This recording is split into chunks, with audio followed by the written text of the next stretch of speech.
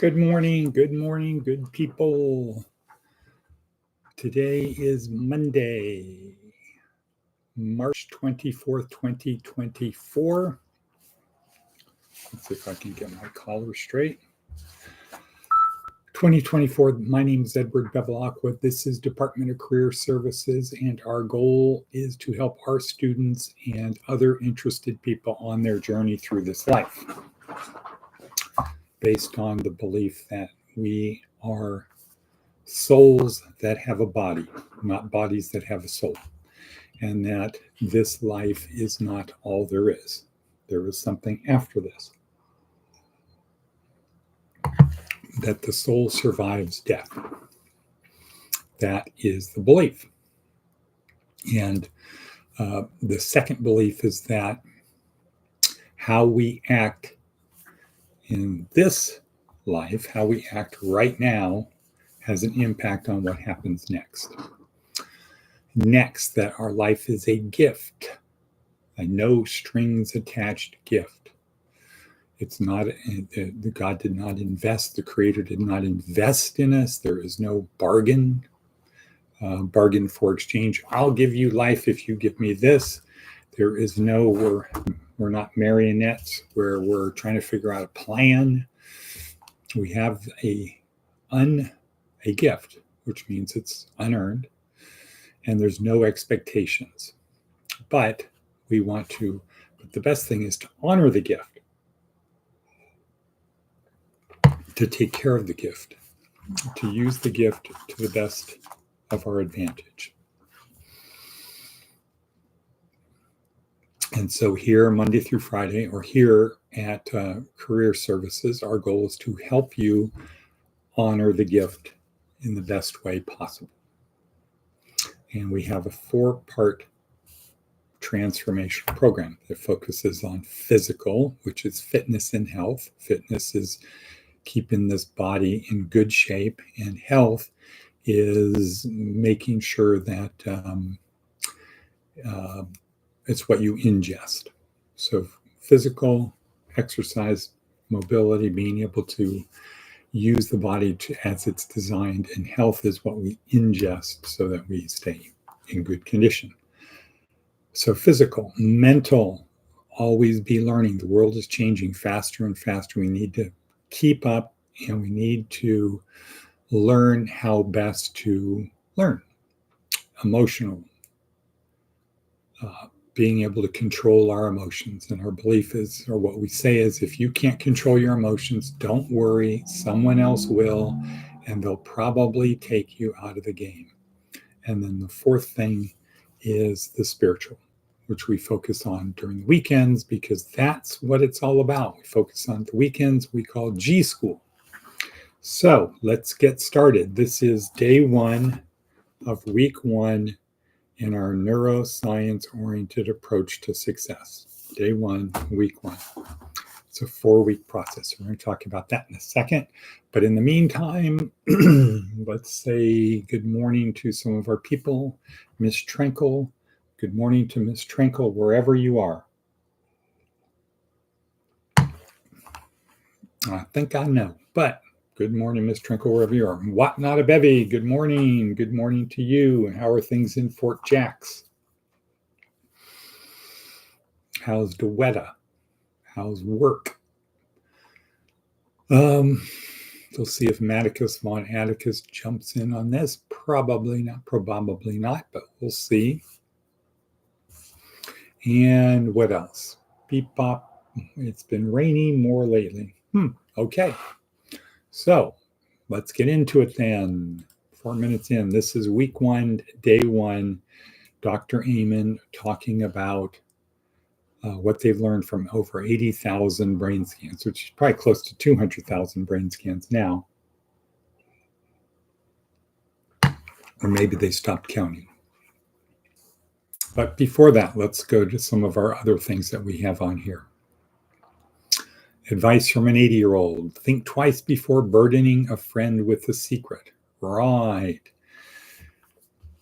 We always want to tell the secrets we have, the secrets we know. We want to tell them, but If we tell somebody a secret now, they have a burden. So the advice of an 80-year-old is think twice before burdening a friend with a secret. Right. Seth Godin, the second time through. Let's see what that is. One way to understand creative work is to think about the time and effort required to do something the first time versus doing it again.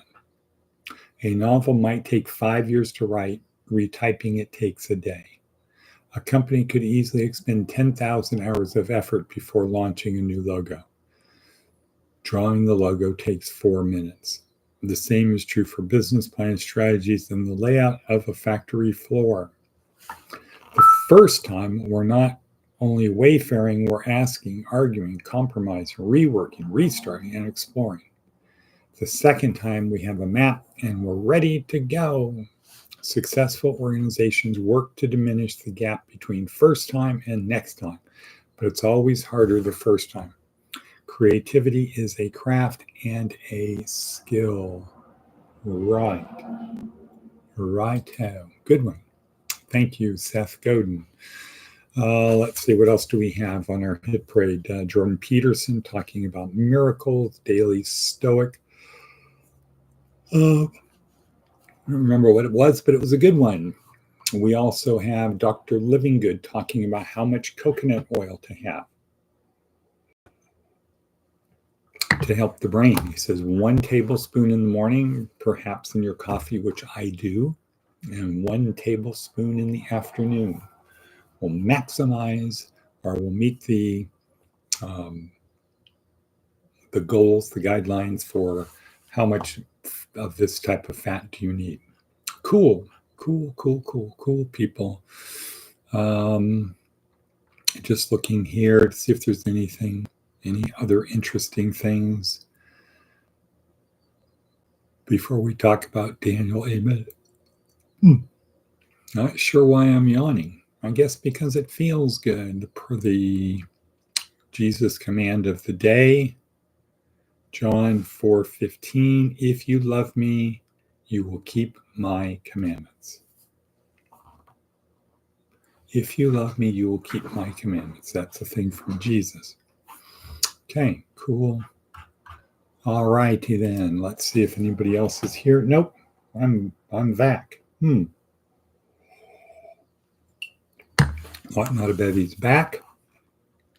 Good. Wonder where Diana is.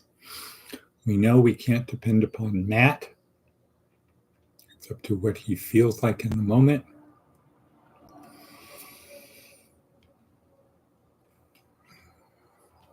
Let's see, some other information about what happened over the weekend. Saturday, Lincoln Day dinner. Got to say hello to the governor. Talk about glow up. So that was good. And what else?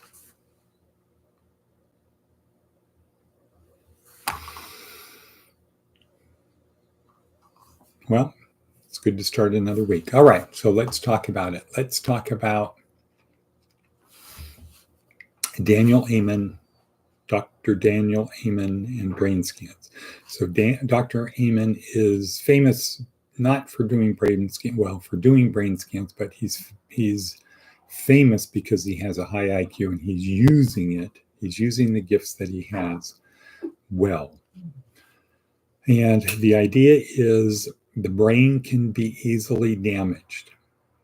And he talks about 5 ways to damage your brain. So we're not starting with a defective brain. We're starting with a healthy brain that becomes damaged.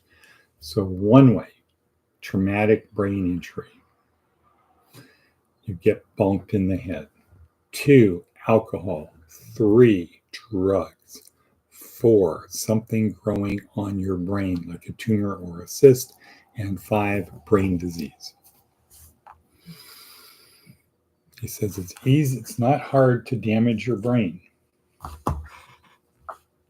The good news is the brain can, to an extent, be repaired. And that is through what Dr. Amen calls a brain smart program.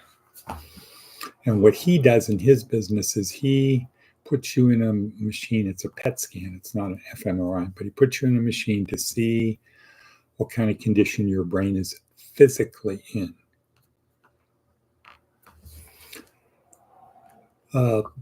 And his belief is, how do you know if you don't look? How do you know what's wrong if you don't look? If you have a cyst growing on your head and you don't know, and you try to treat the behavior through therapy or drugs, but the problem is a cyst, you're not going to solve the problem. You need to take the cyst out. Okay? So Dr. Amen is involved in smart programs, brain smart programs. So first diagnose, figure out what the problem is. Next, figure out some kind of course of therapy to, I'm going to say rewire, but it's not really rewiring the brain. The brain is what is referred to as plastic. It can change. The brain can change over time. So with Dr. Amen's help, it's to help people change their brain. And for him, it's primarily directed at remembering who they are, remembering their past. Now, why do we watch it? We watch it so, hey, people understand about this, but we also watch it because this is a brain smart program. This is a brain smart program. But it's not designed to remember who you were. It's designed to help you learn valuable skills for the future. And in doing so, you have to get rid of some of the stuff that you believe, but which is not true. So you can start by asking yourself, have I ever gotten knocked out? Have I ever had a traumatic brain injury? Have I ever had a concussion? Okay, do I drink a lot of alcohol? Do I drink a lot of, or take a lot of drugs? Excuse me. I'm not sure why I'm pretending I'm tired. Drugs. Well, we don't really know about things growing on our brain unless we have strange behavior and brain disease. The older we get, the more likely we are to have brain disease. And Dr. Amen says that Alzheimer's starts about 20-25 years before there are any symptoms. One of the important things is to get enough sleep. Get enough sleep. Get enough sleep.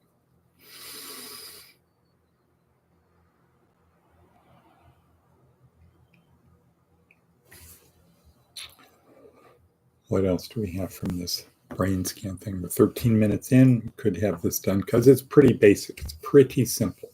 Oh, I can talk for a minute. Okay, G to G. Have a good day.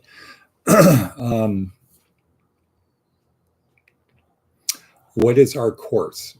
Okay, what are we going to do for the next 4 weeks? Yeah, that's a good thing. Orientation and overview. Where is this thing going? Where does this go for the next 4 weeks? Well, this is our 4-part transformational journey. This is mostly the education side, the mental side, learning how to learn. And there's 2 questions we want to ask ourselves. Who am I, and why do I behave the way I do? Because if we know who we are and we know why we behave the way we do, what do we have the ability to do? We have the ability to be able to be who we need to be right now. If I know who I am, and I know why I do what I do, if I know those 2 things, and I'm aware of the situation, the circumstances I'm in, I have the ability to change to be the person I need to be right now. And if I can be the best person right now, and then every right now after that, I have the opportunity to be more successful. Now, there's still the problem of chance and things like that. But but if I know who I am and why I do what I do, I have the best ability to take control of my life and do the best I can. Now, the program, this course, is broken into 4 weeks. So we have open enrollment, and people just jump in wherever they want. So the first week is orientation and overview. Where are we going? What is this all about? How does it work? Why do we need to do it? Why is it important? Week 2 is what we call inside my skull-sized kingdom. So week 2, we really focus on what's going on in the brain. And if we compare this to a psychology approach, a psychology approach would start with our beliefs, our feelings, outside stimulus, inside stimulus, how we behave, how we respond to those things, and then the outcome. Here, on a neuroscience approach, we go several levels deeper, and we'll say, like, well, where do those beliefs exist? Where are they? Are they out there being transmitted into our brain? Is it just a chemical process? Where do these things come from? So where do my beliefs come from, and how do they work? So we talked about neurons, neurotransmitters, and reticular activating system. So that's the difference. Another way to describe it would be a psychological approach would be to learning a car. The analogy of learning to drive a car would be, we're going to give you, you're going to teach you how to drive the car, but we're going to give you the best car driver and car driving instructor in the world. Somebody's going to help you, teach you how to drive a car. Good, cool, right? And so you have the best car driving instructor, and he's going to make sure that you know how to drive the car to the best of your ability. A neuroscience approach would be, before we teach you how to drive the car, we're going to teach you how the car works. And the significance of that is, if you're driving along and you hear a clink, clink, clunk, you have a better idea of what to do about it. Do I need to stop? Can I keep going? What do I need to slow down? What do I need to do? And more importantly, I can tell the difference between clink, clink, clunk sound and a clink, clink, clank sound. And then once I understand how the car works, how the engine works, the transmission, the brakes, the water, the coolant, stuff like that. Once I understand how it works, now I can I can use it to the greatest possible advantage. So that's where we're going. That's how it works. Week 1, overview and orientation. Week 2, inside my skull-sized kingdom. How does our brain work? How does it function? Week 3 is outside my skull-sized kingdom, because I need other people to help me become successful. So I need to understand how they operate and how to motivate them. And then week number 4, we call it leadership. It's really getting the people to do what you want. It's execution, getting them to do what you want and not screwing the pooch. Okay? So that's it. And we'll say, and cut for now. Tomorrow.